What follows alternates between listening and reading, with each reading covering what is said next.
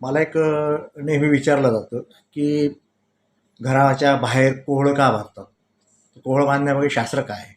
किंवा काही दुकानांच्या बाहेर कोहळं बांधलं जातं, कोहळं बांधण्यामागे शास्त्र काय आहे नेमकं? तर कोहळं हे असं फळ आहे की एक भोपळ्याच्या प्रकारातला एक प्रकार आहे आणि कोहळ्यामध्ये एक नैसर्गिक शक्ती देवाने परमेश्वराने अशी दिलेली निसर्गाने की कोहळं हे कायम पॉझिटिव्ह एनर्जी पास करत असतं आणि निगेटिव्ह एनर्जी ॲब्सॉर्ब करत म्हणजे शोषून घेत असतं.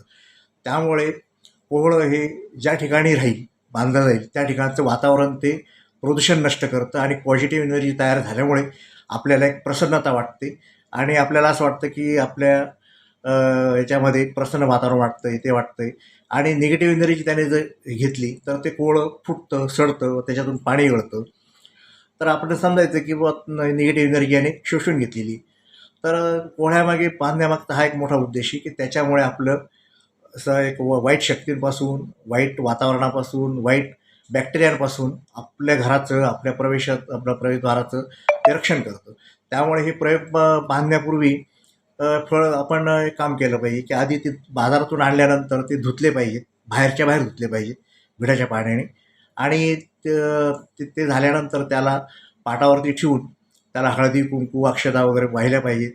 गंधाची बोटं ओल्या कुंकवाची 5 बोटं लावली पाहिजेत किंवा आणि ते झालं धूप दीप दाखवून त्या कोहळ्याची आपण प्रार्थना केली पाहिजे. हे वनस्पती देवता, कोहळ देवता, आम्ही तो आमच्या घराचं संरक्षण करा वाईट शक्तींपासून, वाईट एनर्जीपासून आणि ते बांधल्यानंतर मोकळं बांधायचं. ते फडक्यात बांधू नये कधी.